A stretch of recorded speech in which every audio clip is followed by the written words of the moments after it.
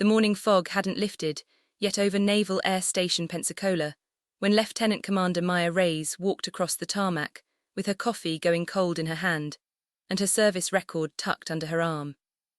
She was 41 years old. She had survived 2 deployments, a divorce, and the kind of grief that doesn't come with a name, the slow, quiet grief of a woman who had given everything to an institution that never quite learned her name. Maya was 5'4", compact, and carried herself the way a person does when they've spent years making themselves smaller in rooms where no one expected them to belong. Not because she was ashamed, but because she'd learned early that walking in like you owned the place only gave certain people an excuse to remind you that you didn't. She had grown up in Harlingen, Texas, a border town, the kind of place where people worked hard, expected little, and held on to each other when the heat got bad. Her father, Ernesto, had been a mechanic. Her mother, Gloria, had cleaned rooms at a hotel off the highway for 22 years and never once complained about it, at least not where the children could hear. Maya had been the first in her family to go to college. She'd done it on an ROTC scholarship and a stubbornness her mother called that raised jaw. She had commissioned into the Navy at 22, trained as a naval flight officer, deployed twice to the Persian Gulf, earned a commendation for coordinating a search and rescue mission off the coast of Bahrain that saved 4 lives, and had still, somehow, ended up assigned to a desk at the Joint Aviation Coordination Office at NAS Pensacola, filing route approvals and weather waivers for training sorties. It wasn't punishment, technically, but it felt like it. The meeting that morning was in Building 7, the old brick administration building that smelled like mildew and carpet cleaner and decades of bureaucratic decisions. Maya arrived 2 minutes early, which meant she was the first junior officer in the room. She set her folder on the table, took a seat near the middle, and waited. The others filed in over the next 10 minutes. Commander Dale Hutchins came in talking to Lieutenant Barnes without looking up. Captain Erwin Yost walked in checking his phone. And then, last, Rear Admiral Thomas Greer entered the room. Admiral Greer was 63 years old, grey-haired, and built like a man who had once been athletic and still believed he was. He commanded Naval Air Station Pensacola and the surrounding district. He had the kind of authority that filled rooms before he did, and he knew it. He glanced around the table as he took his seat at the head. His eyes moved past Maya the way eyes move past furniture. "All right," he said, setting his reading glasses on his nose. "Let's talk about the Titan Eagle proposal." Maya's spine straightened. Titan Eagle was hers. She had spent 4 months developing it. It was a coordinated airspace management protocol, a new framework for how joint military and civilian aircraft could share restricted airspace during training exercises without the kind of dangerous near misses that had been occurring with increasing frequency along the Gulf Coast. It was thorough. It was technically sound, and it had the potential to prevent accidents that the current system almost guaranteed. She had submitted it through proper channels 6 weeks ago. She had followed up twice. She had been told it was under review. She had not been told it would be presented at this meeting without her. Commander Hutchins opened a folder and slid copies around the table. Maya looked down at the document in front of her. Her name was not on the cover page. The cover page read, Titan Eagle Airspace Integration Proposal, prepared by the Joint Aviation Coordination Office. No author, no credit. She felt the familiar tightening in her chest, not rage exactly, but something older and quieter. Disappointment that has been visited so many times it no longer surprises you. She raised her hand. "Sir," she said, addressing Admiral Greer, "I want to note for the record that this proposal was developed by me, Lieutenant Commander Reyes. I submitted it on January 14th. Greer looked up. He looked at her the way a man looks at something unexpected on a menu. "Is that so?" he said. It was not a question. "Yes, sir." He glanced at Hutchins. Hutchins gave a small shrug, the kind that says she's technically correct but let's not make this a thing. Greer leaned back slightly. "Well, the office produced it, that's what matters." He smiled, not warmly. It was the smile of a man who had been corrected by a subordinate and intended to make sure it didn't happen again. "Let's focus on the substance, shall we?" And he moved on. Maya looked down at the proposal, her proposal, with her months of work and her careful language and her footnotes. And she breathed slowly, through her nose, the way her mother used to when something unfair happened in a room where she had no power. "You breathe, you stay, you do your job." After the meeting in the hallway, Lieutenant Barnes caught up with her. Barnes was 29, eager, and came from a family where 3 generations had served. He meant well, which sometimes made him more frustrating than the people who didn't. "Hey, for what it's worth," he said, "everybody kind of knows it was your work." "Do they?" Maya said. "I mean, yeah, you were the one who briefed Hutchins on it back in January. People know." The Admiral didn't know. Barnes didn't have an answer for that. He walked alongside her for a few steps, then peeled off toward his own office. Maya went to the break room, poured out her cold coffee and made a fresh cup. She stood at the window and looked out at the tarmac where a training was being towed out of a hangar. Young pilots, probably 23, 24 years old, whole careers in front of them. She thought about what Admiral Greer had said. The office produced it, that's what matters. She thought about the 4 months she had spent on that proposal. The Saturday mornings, the late evenings, the calls she'd made to air traffic controllers in Corpus Christi and Mobile to collect real incident data. The careful, methodical way she had built the framework section by section because she believed it would actually help people stay safe. None of that was visible on that cover page. She sipped her coffee and made a decision, quiet and private, the kind of decision that doesn't announce itself. She was not done. The town of Pensacola itself was a kind place mostly. Gulf breezes, old neighborhoods with live oaks draped in Spanish moss, restaurants along the water that had been there for 40 years. Maya had a small house she rented near East Hill, in a neighborhood of teachers and nurses and retired military folks who kept their lawns neat and waved when they got the mail. Her neighbor, Doris Whitfield, was 72, a Navy widow, and the kind of woman who noticed everything and said most of it. "You look tired," Doris said one Saturday morning, leaning on the fence between their yards. "I'm fine," Maya said. She was pulling weeds out of a flower bed she'd been meaning to tend for weeks. "You always say that." "Because it's usually true." Doris watched her for a moment. Something happened at work. Maya sat back on her heels and looked up at the sky. It was pale blue and enormous, the way Gulf Coast skis are in February, clear and a little melancholy, like the sky is waiting for something. "Nothing that doesn't always happen," Maya said. Doris made a small sound, somewhere between a sigh and a grunt. "My husband used to say the Navy was the finest organization in the world, with the finest people in the world, and sometimes those people could be absolute blockheads." Maya laughed, a real one, short and surprised. "He wasn't wrong," she said. "He usually wasn't," Doris nodded at the flower bed. "You've got some good roots in there under all that mess, don't give up on it." It was just gardening advice. But Maya held on to it anyway. The next 3 weeks were routine on the surface. Maya came in. She filed route approvals. She reviewed weather waivers. She attended the weekly coordination meetings, where her contributions were nodded at and noted and occasionally absorbed into someone else's talking points without attribution. She did not complain. She did not confront Hutchins. She did not go around anyone or above anyone. But she started keeping records. It was a simple habit she'd developed years ago, back during her first deployment, when her department head, a man she'd never liked but always respected for his precision, had told her, "In the Navy, if it isn't written down, it didn't happen. So write everything down." She wrote everything down. Dates, meeting notes, emails she sent and the responses she received. She kept a separate log on her home computer, nothing classified, just timelines. A paper trail quiet as a heartbeat. Meanwhile, something else was happening that she didn't know about yet. Titan Eagle was being implemented. Not perfectly, not all at once, but the proposal she'd written was being broken into sections and rolled out as a series of procedural updates at stations along the Gulf Coast. The framework she'd designed, the one with her name removed, was beginning to function exactly as she had said it would. And it was working. 3 close call incidents in the Pensacola training corridor had been avoided in the first 2 weeks of implementation, according to the internal aviation safety reports that crossed Maya's desk for review. She read those reports carefully. She cross-referenced them with her original proposal. She documented the correlation. Quietly, methodically, breathing through her nose. The moment that changed the weight of everything came on a Tuesday in late February. It started as a normal morning. Maya was at her desk reviewing a stack of airspace modification requests when her phone rang. The caller ID read, CAPT, AWALSH, Pentagon. She picked up.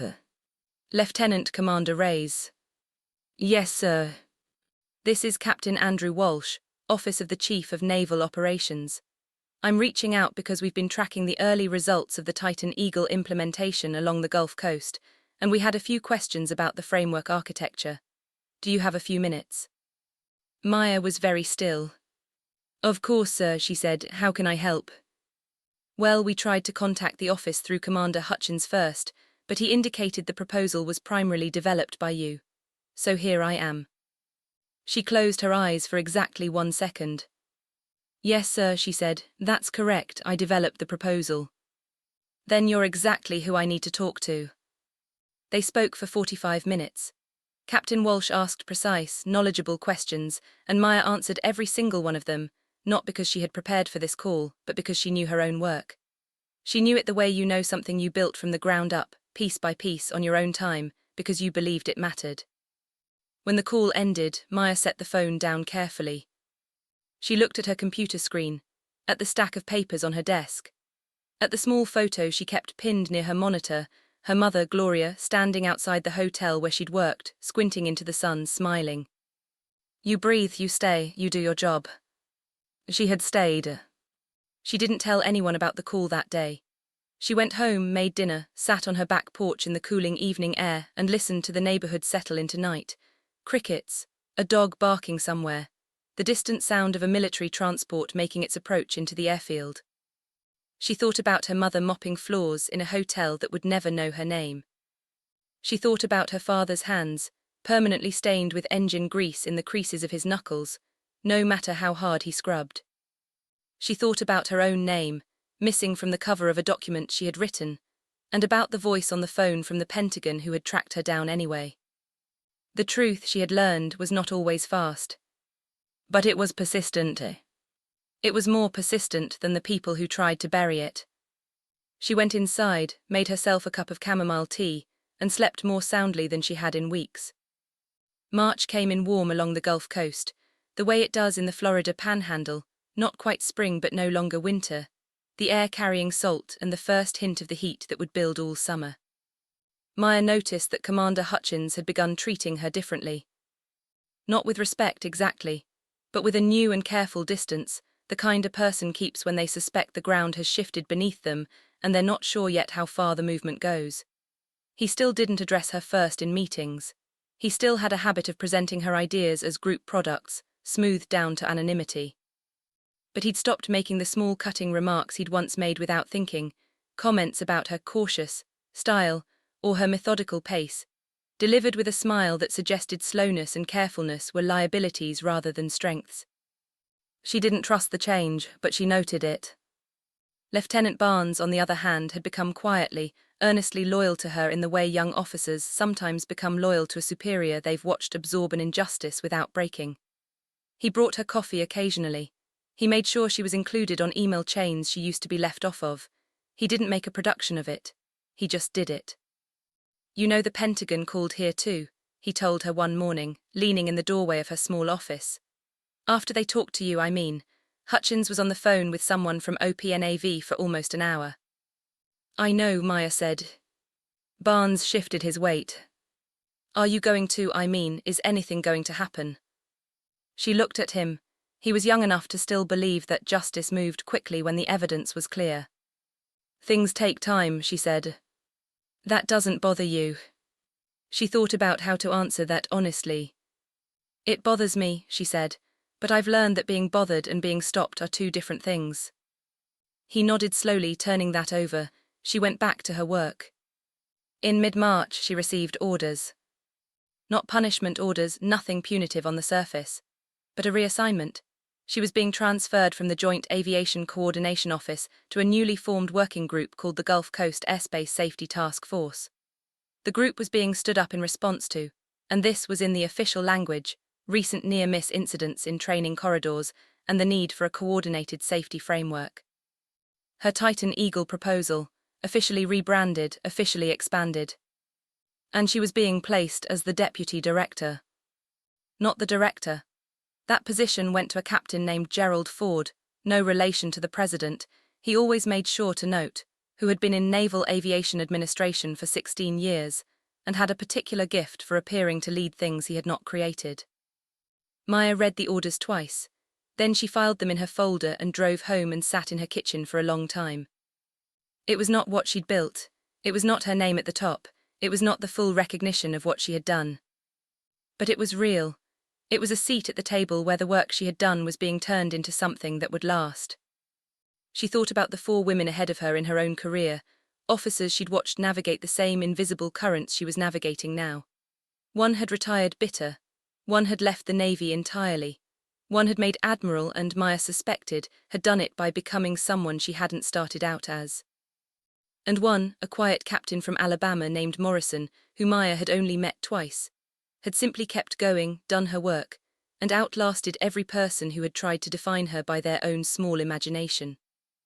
Maya had thought about Captain Morrison more times than she could count.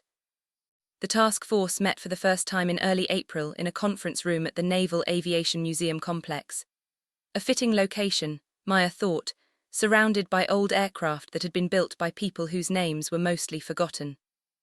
There were 12 officers at the table. Maya was one of 2 women. She was also the only one who had written the foundational document the task force was built around. Captain Ford ran the meeting with the smooth, practiced authority of a man who was good at running meetings. He knew the right words. He referenced the right reports. He was not, Maya quickly determined, a bad man. He was simply the kind of man who occupied space without considering what had been there before him. When he introduced her, he called her our deputy and resident airspace specialist. Not the architect of the framework we're here to implement. Not the officer whose research made this task force possible. Just resident airspace specialist. She smiled professionally and said, "Thank you, Captain." Later, during the technical portion of the meeting, the section where the actual structure of the Titan Eagle framework was being discussed, she spoke for 12 minutes without stopping. She knew the material so completely that she didn't consult her notes. She answered every technical question from every officer in the room. She drew the airspace segmentation structure on the whiteboard from memory, with the calm efficiency of someone who has drawn the same thing in her own mind 100 times. When she finished, the room was quiet for a moment. Captain Ford cleared his throat. "Well," he said, "now you all see why we were glad to have her on board." She sat down. She wrote in her notebook, April 4, first task force meeting, technical session well received. And she kept going. The fracture came in May. It came quietly, the way fractures often do. Not a sudden break, but a line that had been forming for a while, revealed suddenly under pressure. There was an incident in the training corridor north of Eglin Air Force Base. A T-6 trainer and a civilian Cessna had come within less than a mile of each other during a scheduled training block. Exactly the kind of situation Titan Eagle was designed to prevent. No one was hurt, but it was close. And it happened in an airspace sector that had not yet been transitioned to the new framework, because of a delay in implementation that Maya had flagged in writing 6 weeks earlier. She had flagged it in writing through proper channels. The delay had happened anyway, because Captain Ford had approved a phased timeline that didn't match what her original framework had recommended, and because no one above Ford had pushed back on it. Now, with an incident report sitting on Admiral Greer's desk, there was going to be a review. And when there is a review, someone has to explain what went wrong. Maya knew what was coming before it came. She was called into Admiral Greer's office on a Thursday morning. Captain Ford was there. Commander Hutchins was there. She was the only one without a seat when she walked in. There were 3 chairs arranged in front of the Admiral's desk and 3 men in them. She stood. "Lieutenant Commander," Greer said, "I've been reviewing the incident report from the Eglin corridor. I understand there were concerns raised about implementation timing." "Yes, sir," Maya said. "I submitted a written flag on March 19th, recommending that Sector 7 be transitioned before the start of the April training cycle. And yet it wasn't." "No, sir." Greer looked at her steadily. "That recommendation went through Captain Ford's office." "Yes, sir." There was a pause. Ford shifted slightly in his chair but said nothing. "The flag was received," Greer said carefully, "but the decision was made to follow the phased timeline." "I understand that, sir." What I'm trying to determine, Greer said, leaning forward slightly, is whether the framework itself has a gap, or whether it was a communication failure. Maya kept her face composed. She knew what he was really asking. He was trying to decide whether to lay this at the framework's feet, her framework, or at the implementation decision. And the safest answer for everyone else in the room was to let the framework take the blame. Sir, she said, the framework does not have a gap. The original timeline I recommended in the proposal was designed specifically to prevent this kind of overlap. The incident occurred in a sector that was still operating under the old protocol because the implementation timeline was modified after the proposal was submitted. I have documentation of the original recommended timeline and the written flag I submitted in March. I'd be glad to provide both for the review. The room was very quiet. Greer looked at her for a long moment, then he looked at Ford. Ford was looking at the middle distance. All right, Greer said, get me that documentation. Yes, sir, Maya said. She walked out of the office, down the hallway and into the restroom. She ran cold water over her wrists the way her mother used to when something had scared her. She breathed. She looked at herself in the mirror. Then she went to her office and pulled up her records file. Everything was there. March 19th flag, the original timeline from the proposal, the email chain documenting the modification to the phased schedule, every date, every decision clearly traceable. She printed it all, organized it in a folder, and delivered it to Admiral Greer's office before noon. The review took 3 weeks. 3 weeks during which the task force continued meeting, during which the work continued, during which Maya continued doing her job with the same methodical care she always had. She didn't talk about the review with Barnes. She didn't discuss it with Dories over the fence. She carried it inside quietly and kept moving. Dories noticed anyway. You've got that look again, she said on a Sunday afternoon, watching Maya restake her tomato plants.